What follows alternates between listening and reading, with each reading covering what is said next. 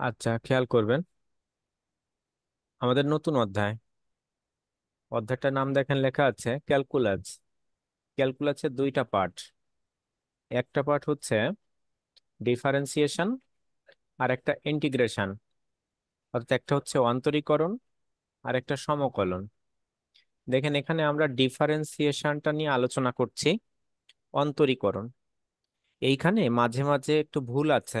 অন্তরীকরণের স্থানে অন্তরকরণ লেখা আছে, এটা ভুল আছে। এটা আপনারা কারেকশন করবেন।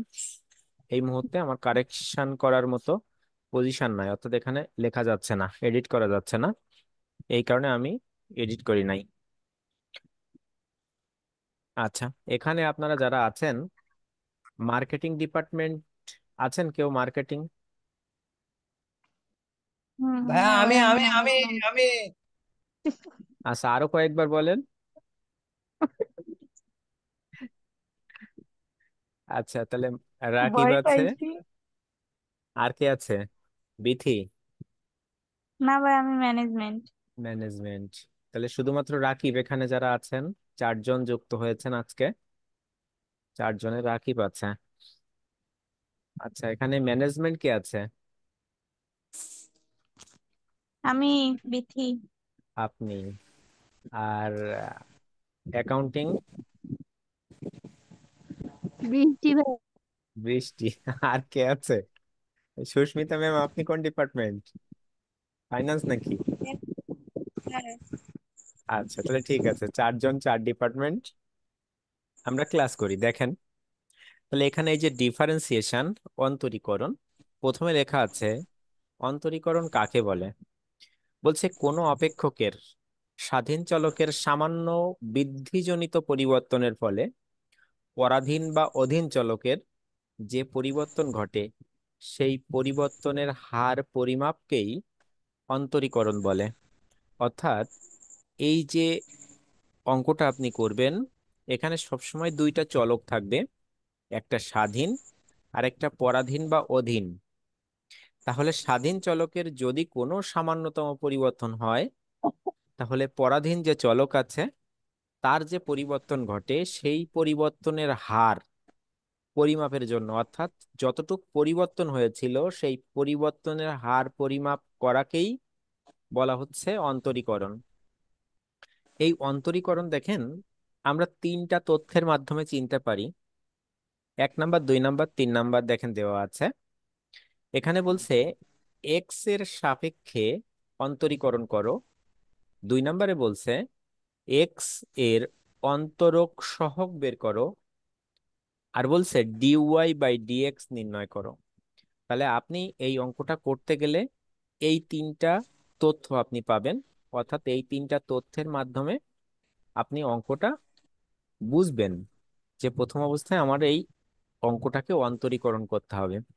এক্স এর সাপেক্ষে অন্তরীকরণ করো, এক্স এর অন্তরক সহগ বের করো বা নির্ণয় করো, ডিওয়াই বাই ডিএক্স নির্ণয় করো। তিনটা তথ্য আপনার কাছে দেওয়া আছে। তাহলে এই তিনটা তথ্যের ভিত্তিতে ভিত্তিতে আপনারা অঙ্কটা সমাধান করতে পারবেন, অর্থাৎ চিনতে পারবেন। সমাধান না, চিনতে পারবেন। পরবর্তীতে দেখবেন, আমাদের পরবর্তী অংশে যেটা আছে, আমরা সূত্র আছে সম্ভবত, দেখেন প্রয়োজনীয় সূত্র। আমাদের যে সূত্র কয়টা আছে সে কয়টা আমরা দেখছি। দেখেন, সূত্রগুলো একসাথে আসছে, 1 নাম্বার, 2 নাম্বার, 3 নাম্বার, অর্থাৎ এই যে তিনটা হচ্ছে আমাদের সূত্র। আর এর সূত্রর পরিপ্রেক্ষিতে কিছু আলোচনা, অর্থাৎ যেটা প্রয়োগ, সেই প্রয়োগ তিনটা পরবর্তীতে দেওয়া আছে। আপনি দেখেন প্রথম অংশটা, আমার এই যে সূত্রগুলো সব ডি বাই ডিএক্স দিয়ে আছে। তাহলে আমরা বলছিলাম হ্যাঁ। এখানে তিন ভাবে দেখতে পাবো। একটা হচ্ছে অন্তরক সহগ, একটা এক্স এর সাপেক্ষে অন্তরীকরণ করো, আর একটা ছিল ডিওয়াই বাই ডিএক্স নির্ণয় করো। তাহলে দেখেন এই অংশগুলো ঠিক এই সূত্রের ফরম্যাটে থাকবে। তাহলে কি আছে? D by dx. দেখেন তো এখানে সূত্রটা কি বলছে। তাহলে ডি বাই ডিএক্সটা হচ্ছে আমাদের এই অঙ্কের অংশ। অর্থাৎ এই অঙ্কটার জন্য এটুকু আমরা বুঝতে পারবো যে এটা ডি বাই ডিএক্স, অর্থাৎ অন্তরীকরণের অঙ্ক। আর এই যে পরবর্তী যে অংশটা আছে, এই অংশটা, এটা হচ্ছে আমার সূত্রর তৈরি করতে হবে এটা নিয়ে। দেখেন তো এখানে কি বলছে, ডি বাই ডিএক্স, তার সাথে গুণ সম্পর্কে আছে x to the power N. দেখেন সূত্রটা কিভাবে আসছে, যে এনটা ছিল আপনার কাছে সেই এনটা সামনে আসছে, তাহলে এন সামনে আসছে, এক্সটা এক্স এর জায়গায় আছে, আবার two the power n minus one, অর্থাৎ আপনার কাছে যা ছিল পাওয়ারে সেই অংশটা সামনে এসে গুণ হয়েছিল, আর তার পাওয়ার থেকে এক বাদ গেছিল। দেখেন ঠিক সেই ধরনের একটা অংশ এখানে বোঝানো হয়েছে, d by d x, x to the power five. তাহলে কি হচ্ছে, ফাইভটা সামনে আসছে, x to the power five minus one সমান কত হচ্ছে, x to the power four. তাহলে এই যে অংশটা আমরা দেখছিলাম, একটা সূত্র, প্রথম সূত্র, মনে রাখবেন এই অধ্যায়টাতে মোট 57টা সূত্র আছে। এই 57টা সূত্রের মাধ্যমে আপনাদেরকে এই অঙ্কটা সমাধান করতে হয় অধ্যায়টা। কিন্তু আপনাদের এই 57টা সূত্রের প্রয়োজন হবে না, রাকিব সাহেব মনে ভাইয়া হয় এটা কি শুনতে পাই প্রথম নাই। অধ্যায়? বুঝি নাই।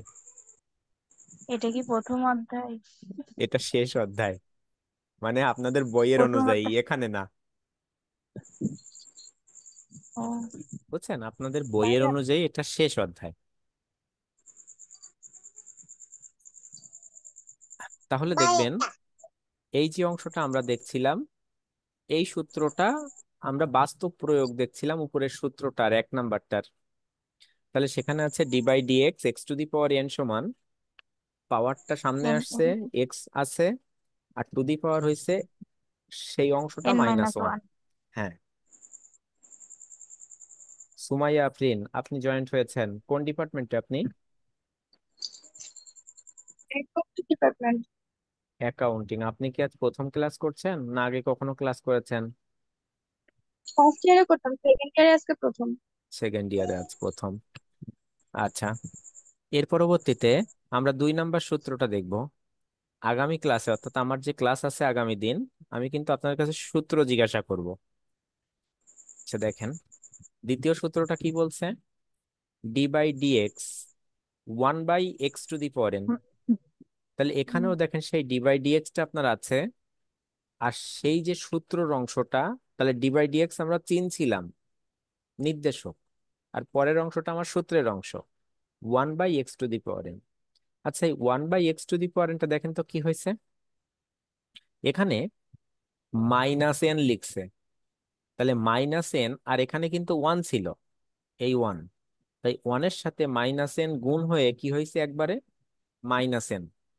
তাহলে সূত্রটার অংশ কি, মাইনাস এন, অর্থাৎ এই স্থানে যা থাকবে সেটার মাইনাস ফরম্যাটে গুণ হবে এই অংশের সাথে। খুব ভালোভাবে বুঝবেন, না বুঝতে পারলে সাথে সাথে প্রশ্ন করবেন। তাহলে এক্স টু দি পাওয়ার যা থাকবে সেটার ঋণাত্মক অংশ গুণ হবে উপরের অংশের সাথে। দেখেন তাই হয়েছিল, তাহলে এন ছিল আমার কাছে, এন এর ঋণাত্মক ফরম্যাট মাইনাস এন, তাই মাইনাস এন দিয়ে ওয়ানের সাথে গুণ হয়েছিল, তাই মাইনাস এন। আর নিচে দেখেন এন প্লাস ওয়ান, অর্থাৎ যে অংশটা আপনার কাছে ছিল পাওয়ারে তার সাথে যোগ এক হচ্ছে। ঠিক আছে। ভাইয়া এত মারাত্মক কঠিন, আরেকবার মা- একটু বুঝাই বলেন। মারাত্মক কঠিন, আমি বিপদে পড়ে যাব। ভাইয়া একটু সহজ করে বুঝাই বলেন। এমন কি অঙ্ক আপনাদের সামনে নিয়ে আসলাম যেটা মারাত্মক কঠিন মনে হচ্ছে। আচ্ছা দেখেন বিষয়টা, আপনারা এই যে বিজনেস ম্যাথটা করছেন, এটা টোটাল সায়েন্স বেস, এটা সায়েন্সের অঙ্ক, এই কারণে এটা কঠিন হবে, এটা সত্য। কিন্তু আপনাকে চেষ্টা করতে হবে, আর আপনি আমাকে প্রশ্ন করেন, আমি আপনার সে প্রশ্নের উত্তর দিয়ে যাচ্ছি। ঠিক আছে, আপনি যেভাবে বলবেন, আপনি যদি মনে মার্কেটিং করেন নিছি ভাইয়া, যাতে হচ্ছে আমরা মনে করেন বিনা পড়ায় পাস করবো, তাই মার্কেটিং নিয়ে তো এখন বিপদ এখন। বিনা পড়ায় পাশ করবেন। আচ্ছা, এই মুহূর্তে এই মুহূর্তে দেখেন তো এই যে বর্তমান পরিস্থিতি, এখন আপনাকে সব থেকে বড় বিজনেস কোন কোম্পানিতে আপনি জয়েন করতে চান বলেন? ধরেন আপনাকে ওপেন সোর্স দিয়ে দেয়া হলো, আপনি মার্কেটিং, তো অর্থাৎ মার্কেটিং করতে হবে আপনার, তা কোন সেকশনে জব করতে চান বলেন? যে সেকশন আছে টাকা বেশি যে সেকশনে টাকা এইখানে বেশি। চলে যাও। আচ্ছা, খুঁজে বের করবেন কোন সেকশনে জব করতে চান। লেখাপড়া না করলে ভাই টাকা জব দেবে কেউ? যাই হোক, আমরা অঙ্কে ফিরি। দেখেন, তাহলে আমরা আগের সূত্রটা শিখছিলাম। সূত্রটা কি ছিল? সূত্রর আগের অংশটা ঠিক যা ছিল, এটা ঠিক অন্য হ্যাঁ, ধরনের কিন্তু, কারণ সূত্রটা আপনি একটু পড়ে পড়ে বলেন, আমরা কিভাবে মুখস্থ করতে পারি। আচ্ছা দেখেন, হ্যাঁ আপনি এভাবে পড়বেন। প্রথম সূত্রটা আমি যদি বলি 1 নাম্বারটা, সূত্রটা কি হবে? D by dx x to the power n. কি পড়বো? আমি অন্য কিছু পড়বো না, পড়বে একটু এভাবে, d by dx x to the power n. তাহলে এর সূত্রটা কি? N into x to the power n minus one. তাহলে সূত্রটা ঠিক এভাবেই পড়বো, d by dx x to the power n সমান n into x to the power n minus one. ঠিক আছে? দেখেন হ্যাঁ। দ্বিতীয়টা, তাহলে এই আমার সাথে সাথেই কিন্তু একটা উদাহরণ দেয়া আছে ওই একটাই কারণে, যাতে আপনি এই অঙ্কটার মাধ্যমে এটা বুঝতে পারেন, অর্থাৎ সূত্রটা বুঝতে পারেন। আচ্ছা, তাহলে আমি এই দ্বিতীয় সূত্রটা দেখছিলাম। দ্বিতীয় সূত্রটা দেখেন কিভাবে আছে তাহলে। দ্বিতীয় সূত্রটা আমরা কাজ করছি এই নিচের অংশটুক নিয়ে। তাহলে এখানে কি ছিল? D by dx one by x to the power n. তাহলে d by dx one by x to the power n যখন হচ্ছে, দেখেন আমি কি বলছি, যে পাওয়ারটা আছে সেই পাওয়ারের ঋণাত্মক ফরম্যাটটা গুণ হবে উপরের অংশের সাথে। তাহলে এন এর ঋণাত্মক ফরম্যাট মাইনাস এন, তাহলে মাইনাস এনটা ওয়ানের সাথে গুণ। তাহলে মাইনাস এন আর ওয়ান গুণ করলে কি হয়? মাইনাস এন হয়। পরবর্তী অংশে দেখেন, মাইনাসে হ্যাঁ মাইনাস এন হয়েছে। পরবর্তী দেখেন তো কি হ্যাঁ, করছে? N plus one. অর্থাৎ এই যেমন আমরা এখানে আবার করছিলাম এন মাইনাস ওয়ান, আর এখানে এসে এখানে কি প্লাস করছে? করে এন দিতে।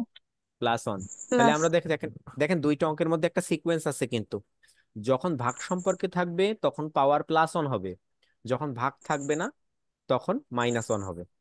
তাহলে ভাগ থাকলে প্লাস ওয়ান, আর ভাগ না থেকে যদি আমাদের কাছে গুণ সম্পর্কে থাকে, সরি গুণ না, নর্মালি, হ্যাঁ নর্মালি গুণ ভাগ সম্পর্কে যদি থাকে তাহলে সেখানে বিয়োগ হবে। তাহলে ভাগ থাকলে যোগ, আর গুণ থাকলে বিয়োগ। বিয়োগ। আমরা একটা সত্য শিখলাম। আচ্ছা, পরবর্তীতে দেখেন, তাহলে এর একটা সূত্র শিখলাম। দেখেন তো এই সূত্রটার বাস্তব প্রয়োগ, সরি বাস্তব প্রয়োগ বলবো না, আমরা অঙ্কের মাধ্যমে প্রয়োগ। দেখেন তো এখানে আছে। অঙ্ক যেভাবে করা হয়। তাহলে দেখেন আমাদের এখানে কি বলছিল? D by d x two by x to the power five. তাহলে two by x to the power five আছে, আমার এখানে কি বলছে? ফাইভ। তাহলে আমি বলছি এর ঋণাত্মক অংশ গুণ করব, তাহলে মাইনাস ফাইভ। তাহলে মাইনাস ফাইভ, আর এখানে যদি টু দিয়ে গুণ করি তাহলে মাইনাস কত? 10। 5 × 2 = 10। আর এই যে ফাইভ আছে, এই ফাইভের সাথে প্লাস ওয়ান, এই যে ফাইভ প্লাস ওয়ান, তাহলে -10 x to the power six. ঠিক আছে? আচ্ছা, পরবর্তীতে যাচ্ছি আমরা 3 নাম্বার অঙ্ক, সরি সূত্র। 3 নাম্বার সূত্রে বলছে, ডি বাই ডিএক্স এক্স সমান 1। হ্যাঁ ডি বাই ডিএক্স এক্স সমান ওয়ান। অর্থাৎ ডি বাই ডিএক্স এর পরে যদি শুধুমাত্র এক্স থাকে তাহলে সেটা, তার মানটা হয়ে যাবে ওয়ান। দেখেন তো এখানে কিভাবে লেখা হয়েছে? এই d by x to the dx power 1। X to the power one এরা লিখছে, অর্থাৎ এখানে ডি বাই ডিএক্স লেখা উচিত ছিল, এটা লেখাটা নাই। ডি বাই ডিএক্স, তারপরে এই অংশটা থাকা উচিত ছিল। তাহলে d by dx x to the power one, অর্থাৎ ওয়ান দিয়ে বোঝাচ্ছে আপনাকে। তাহলে দেখেন এই ওয়ান যেটা আসছে, দেখেন তো x to the power N এর সাথে তুলনা করেন আপনি একে। তাহলে x to the power N এর সাথে যখন আপনি তুলনা করবেন, তাহলে এনটা সামনে আসবে, তাহলে ওয়ানটা আপনার সামনে আসবে, এক্সটা বসছে এক্স এর স্থানে গুণ সম্পর্কে, আর এখানে ওয়ান আছে, তাহলে এন থেকে মাইনাস ওয়ান বাদ যায়, অর্থাৎ এন মাইনাস ওয়ান হয় সব সময়। তাহলে এন এর স্থানে তো ওয়ানই আছে আর মাইনাস ওয়ান। তাহলে দেখেন x to the power one minus one মানে জিরো, আর কোনো কিছুর পাওয়ার জিরো হলে তার মান কত হয়? ওয়ান হয়। 1। তাই আমরা সরাসরি মনে রাখবো যে x to the power d by dx যদি শুধুমাত্র এক্স হয়, এক্স এর কোনো পাওয়ার না থাকে, তাহলে তার মান ওয়ান। তাহলে আমরা 3টা জিনিস শিখলাম। D by d x x to the power n সমান n into x to ma'am the power n minus one, d by d x না, one by x to the power n সমান minus n by x to the power n plus one. আর 3 নম্বর সূত্রটা শিখলাম d by d x x divided সমান one. One. হ্যাঁ, তাহলে আমরা এখানে 3টা সূত্র দেখলাম। ভাইয়া 3 নম্বর সূত্রটা আবার একটু বলেন, বুঝাই দেন। আচ্ছা, বুঝাচ্ছি।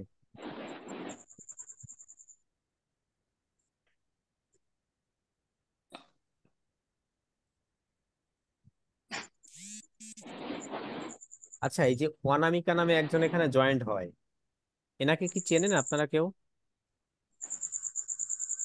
পরিচিত আছে কারোর সাথে?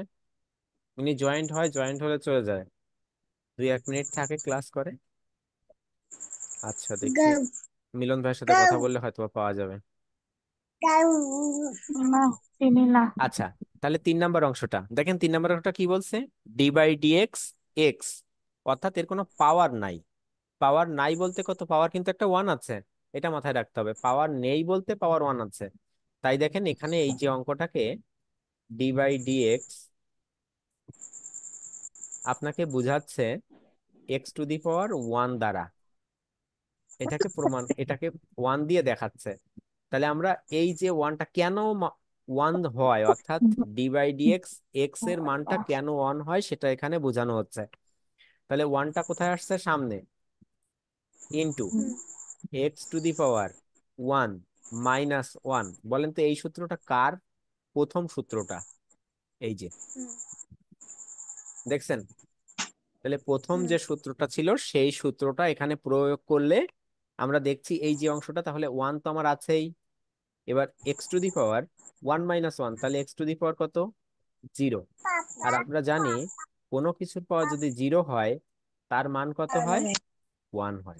তাহলে ওয়ান গুণ করলে ওয়ান আসে। ঠিক আছে। আচ্ছা, আছে, পরবর্তীতে যাচ্ছি। একটা অঙ্ক না করলে হচ্ছে হবে না। হ্যাঁ, 2-1টা অঙ্ক করলে আপনারা বুঝতে পারবেন।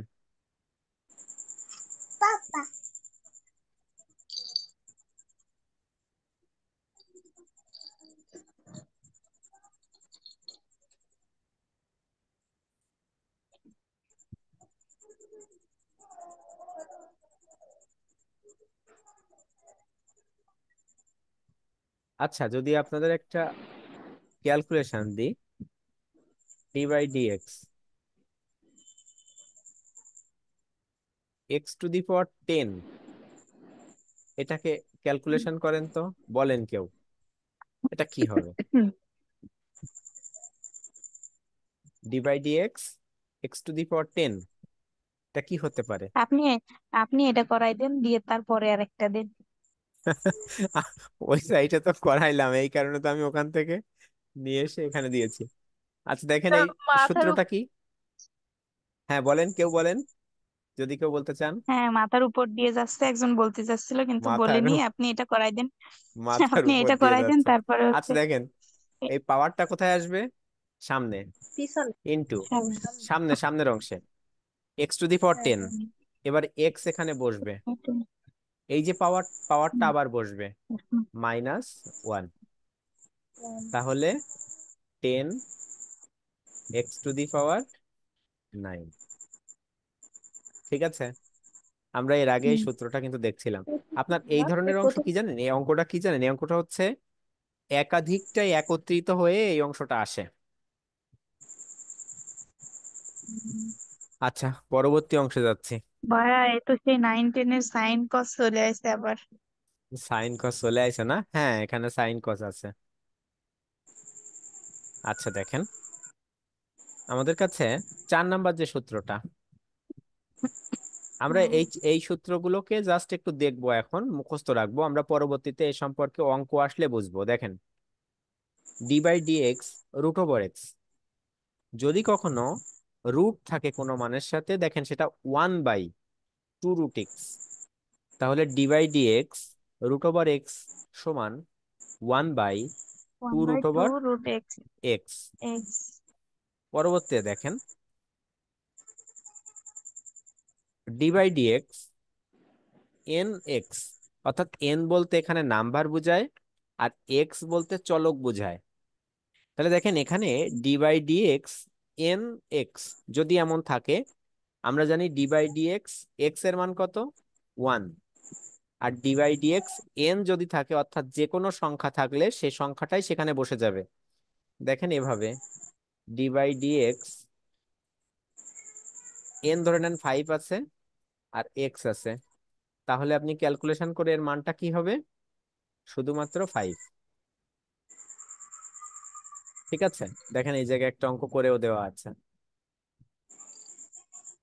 আচ্ছা, পরবর্তীতে শুধুমাত্র d by d x n যদি থাকে, তার মানটা 0।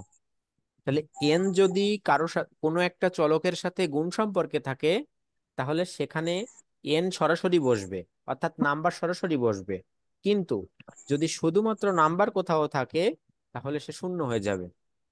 তাহলে d by d x n সমান 0। তাহলে আমরা এর আগে দেখলাম কি, d by d x n x সমান এন, আর d by d x n সমান 0। শুধুমাত্র এন থাকলে 0, আর এন এর সাথে যদি কোনো একটা চলক থাকে, তাহলে ওই এনটাই বসে যাবে, অর্থাৎ নাম্বার যত থাকবে সেটাই বসে যাবে। পরবর্তীতে 7 number, d by d x sine x. তাহলে ডি বাই ডি এক্স এর সাথে যদি কখনো সাইন এক্স থাকে, তাহলে সে হয়ে যাবে কজ। আমরা জানি সাইনের সাথে কচের সম্পর্ক, সেকের সাথে ট্যানের সম্পর্ক, কোসেকের সাথে কটের সম্পর্ক। তাহলে এখানে সাইনের সাথে কস, সেকের সাথে ট্যান, আর কোসেকের সাথে কট। তাহলে দেখেন পরবর্তীতে, তাহলে সাইন এক্স থাকলে কজ এক্স। পরবর্তীতে d by d x cos x সমান কস মাইনাস থাকলে সাইন সাইন এক্স। এক্স। হ্যাঁ, মাইনাস সাইন এক্স। তাহলে দেখেন সাইন থাকলে কজ, কিন্তু কস থাকলে মাইনাস সাইন। তার মানে কিন্তু উল্টাচ্ছে না, অর্থাৎ সাইন থাকলে কস, কস থাকলে সাইন, এটা আপনি বলতে পারবেন না। তাহলে এখানে কি হচ্ছে, সাইন থাকলে কস, সাইন থাকলে কিন্তু কস, কস থাকলে মাইনাস কস সাইন। থাকলে মাইনাস সাইন। Minus sine. পরবর্তীতে 9 নাম্বার, ট্যান এর সাথে 9 নাম্বারে দেখেন কি ট্যান। বলছে। 9 নাম্বার বলছে, 9 নাম্বার আপনার কাছে d by d x tan x সমান সেক স্কোয়ার এক্স। তাহলে টেনের সাথে সেক কিন্তু স্কোয়ার আছে, তাহলে d by d x tan x সমান সেক স্কোয়ার এক্স। আচ্ছা, পরবর্তীতে দেখেন তো, তাহলে সেক স্কোয়ার থাকলে আবার দেখেন কি আসছে, আমরা কিন্তু ট্যান আর আসছে না, সেখানে আবার কি আসছে, সেক এক্স থাকলে sec x into tan x. তাহলে আমরা প্রথমে দেখছিলাম সাইনের সাথে কস, কসের সাথে মাইনাস সাইন, ট্যানের সাথে সেক স্কোয়ার, সেকের সাথে এর সেক সাথে ইন্টু ট্যান। তাহলে আমাদের কাছে এভাবে সিকোয়েন্স অনুযায়ী মনে রাখতে হবে, কারণ আপনাকে মনে রাখতে হবে। 10 মার্কসের অঙ্ক কনফার্ম থাকবে এখান থেকে। মনে করেন যে 10 মার্কসের অঙ্ক চলেই আইছে, অঙ্ক খুবই সহজ, কঠিন না। এর সূত্র দেখছেন তো, এই কারণে এমন মনে হচ্ছে, কিন্তু অঙ্ক অনেক সহজ। আমিও তো সেটা বলতেছি যে আগে একটা অঙ্ক না করলে করা হ্যাঁ, অঙ্ক পর্যন্ত না বোঝা করলে যাবে না। আপনারা সহজ মনে হবে না, এখন অঙ্ক করলে দেখবেন আপনারা অনেক সহজ অঙ্ক।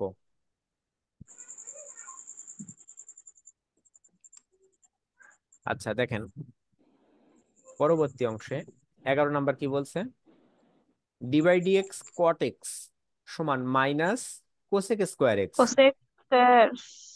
এই ঠিক একইভাবে দেখেন তো এই অংশটা, কোসেক, কোসেক এক্স কোসেক সমান minus minus cosec into cot. Cos. দুইটা চেঞ্জ হচ্ছে, কিন্তু এখানে কি আসছে, আবার সামনে মাইনাস আসছে। ভাইয়া একটা সূত্রের কোনো মিল নাই। বুঝি নাই, আবার বলেন। সব সূত্রগুলো কেমন আলাদা আলাদা, কোনো মিল নাই।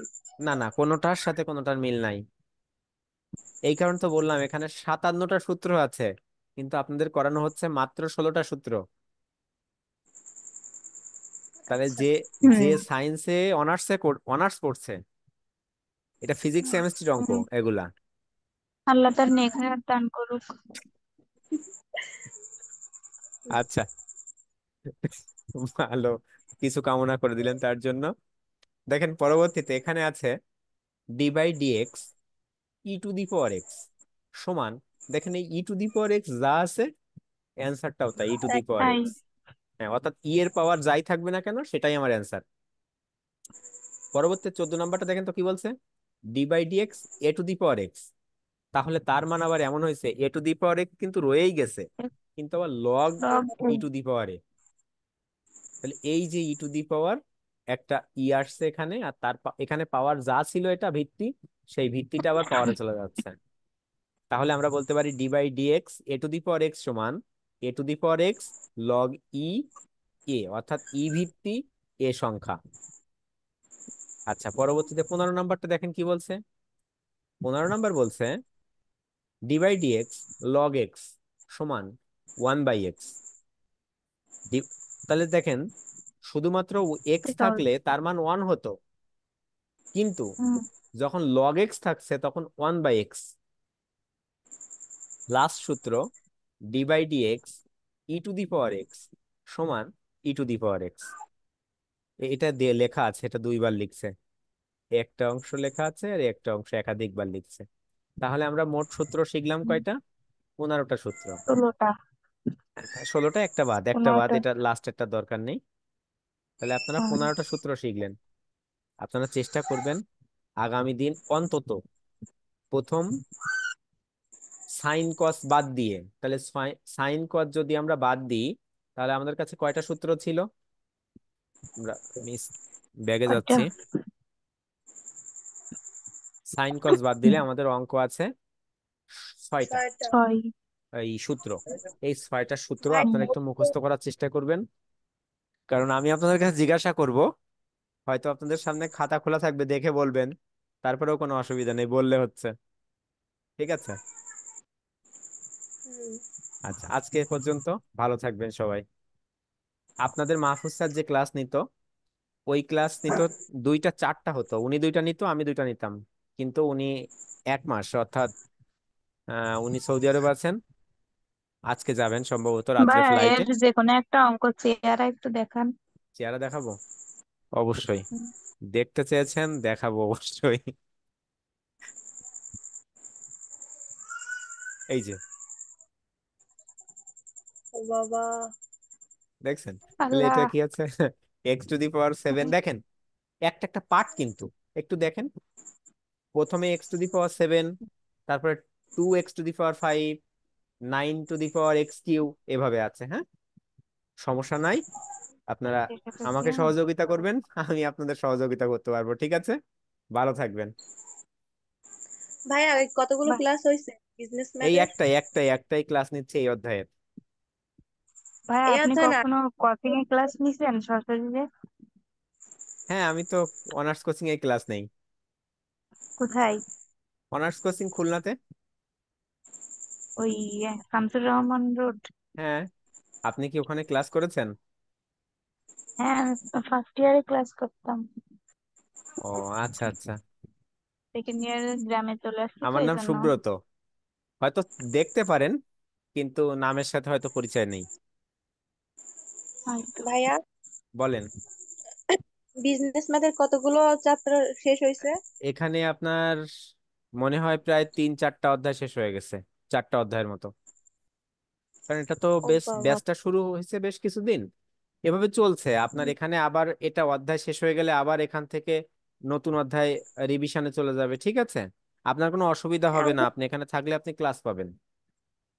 ভাইয়া, আমাদের টোটাল কতগুলো অধ্যায়? সবগুলো করতে হবে বইতে যতগুলো আছে? হ্যাঁ হ্যাঁ, আপনার সব অধ্যায় থেকে অঙ্ক আসবে, সব অধ্যায় করতে হবে। এত কঠিন বাবা। কঠিন কঠিন, অনেক কঠিন বলা যাবে না, আপনি চেষ্টা করেন, ভাই, আপনার জন্য সহজ হয়ে ভাই, যাবে। কিছু কিছু অধ্যায় তো আছে সহজ, আবার কিছু কিছু আছে কঠিন। হ্যাঁ, আছে আছে, কিছু কিছু অধ্যায় সহজ আছে। আচ্ছা, আপনারা যদি কখনো স্যার সব ভিডিও অধ্যায় লিঙ্কে, থেকে কিভাবে অঙ্ক আসে? সব অধ্যায় আপনার থেকে এখানে কেন আসবে? 124 মার্কসের অঙ্ক আসবে, 124 মার্কসের প্রশ্নটা হবে, 124 মার্কসের, সেখান থেকে আপনাকে 80 মার্কসের উত্তর দিতে হবে। এই কারণে আপনি যদি আমাকে বলেন যে কেন আসবে, এই উত্তর দিতে পারবো না আমি। ঠিক আছে?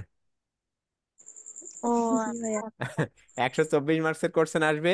আর এখানে বিষয়টা এরকম, একটা প্রশ্নের মধ্যে ধরে নেন 10 দাগ, 10 দাগ 10 মার্কসের, সেখানে আপনার 3টা প্রশ্ন আসতে পারে, 2টা আসতে পারে, 4টা আসতে পারে, এভাবে আসবে। ঠিক আছে? 6 সারে আসতে পারে, সেটাই। অর্থাৎ একটা 6 মার্কসের, একটা 4 মার্কস, একটা 4 মার্কস, একটা 4 মার্কস, একটা 2 মার্কস, এবার 5-5 এভাবে আসে, বিভিন্ন ভাবে মিশায় আসে। ঠিক আছে? এই কারণে বললাম। আপনারা কি ব্যতিক্রম কিনেছেন? যদি কেউ ব্যতিক্রম কিনে থাকেন এই মুহূর্তে, হ্যাঁ ব্যতিক্রমে প্রশ্ন দেখবেন, বোর্ড কোশ্চেন দেখবেন, দেখলে হ্যাঁ দেখবেন ভাইয়া, বুঝবেন যে ব্যতিক্রম তো প্রশ্নগুলো কিনি কেমন নাই, আসে। মানে গত বছরের এক আপুর থেকে নিছি, ওটাই হবে? হ্যাঁ হ্যাঁ, ওখানেও আছে, কিন্তু ওটা আপডেট পাবেন না আপনি, শুধুমাত্র নতুন বছরেরটা। আপডেট আপনি দেবেন? আপডেট আমি দেবো? আচ্ছা ঠিক আছে। না, ফাইনাল প্রোগ্রাম শুরু হলে আপনারা বিজনেস ম্যাথের আপডেট পেয়ে যাবেন। আপডেট একটা শিট পেয়ে যাবেন, পিডিএফ দিয়ে দেবো, ওটা আপনারা সমাধান করবেন। ভাইয়া, এই যে সেকেন্ড ইয়ারে শুধু বোর্ড পড়লে হবে না, ফার্স্ট ইয়ার তো শুরু বোর্ড কোশ্চেন দিয়েই প্রশ্ন আসছে। ও, হয়তো বা বই তো আপনার আর মূল পাশ বই। হতে পারে। আপনার কি উদ্দেশ্য পাশ করার? না না, ফার্স্ট ইয়ারে তো মনে করেন বোর্ড পড়েই মানে ফার্স্ট ক্লাস, আর এখন সেকেন্ড ইয়ারে হবে না। এখন খেয়াল করে, এখন একটা জিনিস মাথায় রাখবেন, শুধু যে বোর্ড কোশ্চেনের প্রশ্ন হবে এটার কোনো গ্যারান্টি আছে? না, এই কারণে না। সাথে সাথেও কিছু করতে হবে। আপনি বোর্ড কোশ্চেন সমাধান করলে আশা করা যায় প্রায় 60% কমন থাকে, আর 60% মানে ফার্স্ট ক্লাস, 3 পয়েন্ট। হুম। ঠিক আছে, ভালো জি থাকবেন ভাই। আপনারা। ধন্যবাদ আপনাদেরকে।